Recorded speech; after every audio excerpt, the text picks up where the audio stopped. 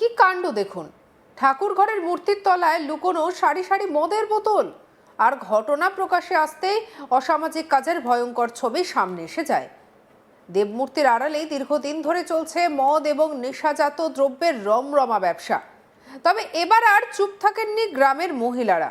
প্রশাসনের অপেক্ষা না করে নিজেরাই রুখে দাঁড়ালেন অন্যায়ের বিরুদ্ধে। উদয়পুর মহকুমার আরএফ টিলা এলাকায় মহিষাসুর মর্দিনী গ্রামের প্রমিলা বাহিনী সাহসী অভিযান চালায়, আর তারপরে ফাঁস হয়ে গেল বেআইনি কারবারের অন্ধকার দিক। ঘটনার সূত্রপাত দীর্ঘদিনের ক্ষোভ থেকে। স্থানীয় বাসিন্দাদের অভিযোগ, গ্রামের মধ্যে প্রকাশ্যেই চলছিল নেশার কারবার, আর যুব সমাজকে নেশার দিকে ঝুঁকে একেবারে নিয়ে চলে যাওয়া হচ্ছিল, যার ফলে ভেঙে পড়ছিল পরিবারের পরিবেশ, বাড়ছিল অশান্তি। একাধিকবার অভিযোগ জানানো হলেও কার্যকর ব্যবস্থা নেওয়া হয়নি বলে দাবি গ্রামবাসীদের। শেষ পর্যন্ত পরিস্থিতি এমন জায়গায় পৌঁছয় যে গ্রামের মহিলারাই নিজেরাই গড়ে তোলেন প্রমিলা বাহিনী, নিজেরাই সিদ্ধান্ত নেন যে আর নয়, এবারে তারাই করবেন প্রতিরোধ। দেখুন ভিডিও।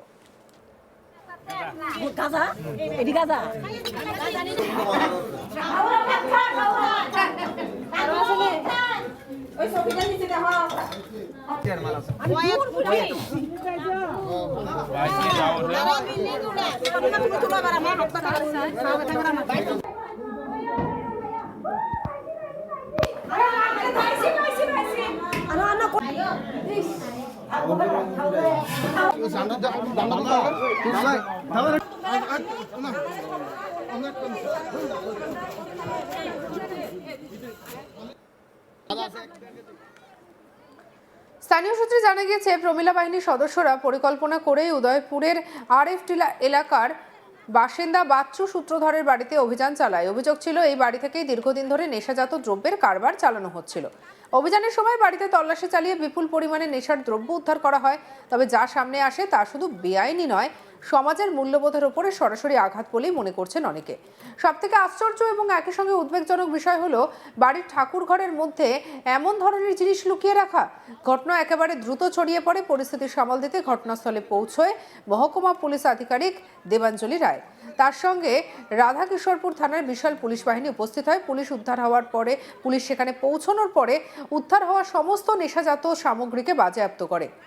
অভিযুক্ত বাচ্চু সূত্রধরকে গ্রেপ্তার করা হয়। তবে গোটা ঘটনার তদন্ত শুরু করা হয়েছে এবং এই কারবারের সঙ্গে কে কে জড়িত তা নিয়ে পুরো বিষয়টা খতিয়ে দেখছে পুলিশ।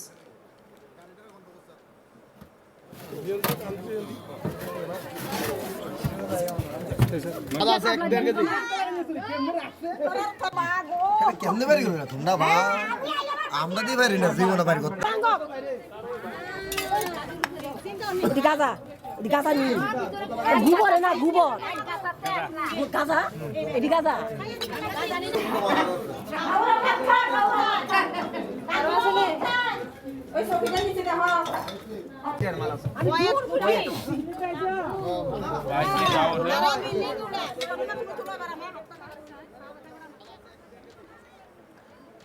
তবে এই ঘটনার পর প্রশাসনের ভূমিকা নিয়েও প্রশ্ন তুলেছেন স্থানীয় বাসিন্দারা। তাদের দাবি, অভিযুক্ত বাচ্চু সূত্রধর দীর্ঘদিন ধরেই নেশার দ্রব্য বিক্রির সঙ্গে যুক্ত। একাধিকবার পুলিশ তাকে আটক করলেও তা নিয়ে শুধুমাত্র লোক দেখানো পদক্ষেপ নেওয়া হয়েছে।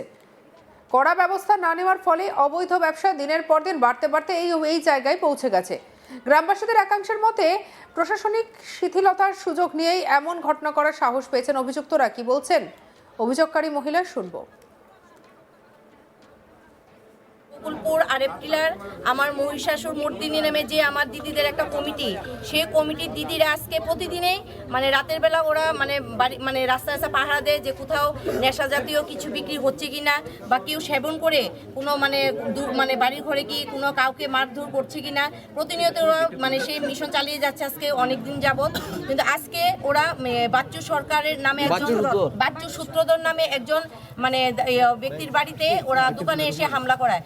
ওই দিনও ওরা এসেছিল গোপন সংবাদের ভিত্তিতে ওরা এসেছিল। ওরা এসে ওই দিনে এসছে, আসার পরে ওদের কাছে কোনো মানে প্রমাণ ছিল না বলে ওরা মানে ওদেরকে ধরতে পারেনি।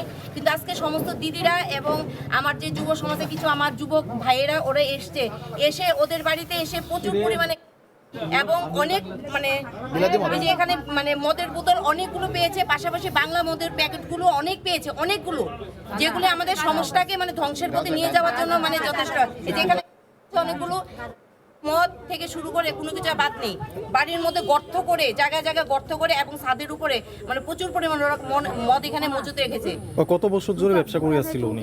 প্রায় 18-19 বছর যাবতই এখানে মদ বিক্রি করছে এবং আজকে শুধু মানে বিক্রি করছে শুধু ধরেনি, পাশাপাশি যারা এখানে খাচ্ছে এসে ওদেরকেও ধরেছে।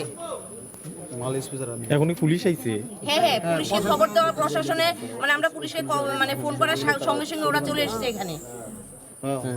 এই জায়গাটার নাম কি? এটা হচ্ছে আরেপটিলা, এটা গোকুলপুর পঞ্চায়েতেরই একটা অংশ। আরেপটিলা আসাম রাইফেল ক্যাম্পের অপোজিটে।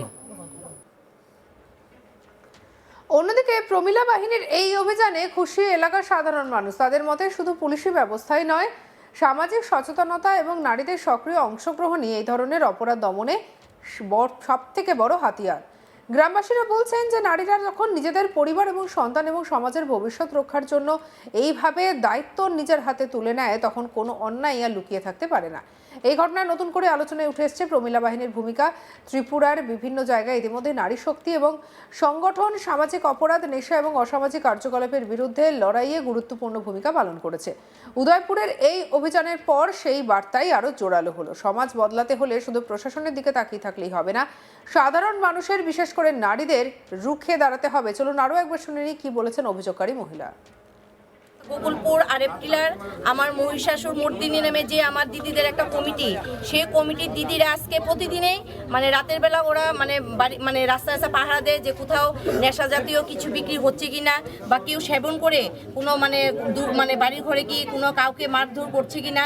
প্রতিনিয়ত ওরা মানে সেই মিশন চালিয়ে যাচ্ছে আজকে অনেক দিন যাবত।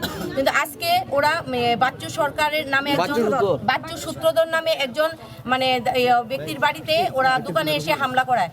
ওই দিনও ওরা এসেছিল গোপন সংবাদের ভিত্তিতে ওরা এসেছিল। ওরা এসে ওই দিনে এসছে, আসার পরে ওদের কাছে কোনো মানে প্রমাণ ছিল না বলে ওরা মানে ওদেরকে ধরতে পারেনি।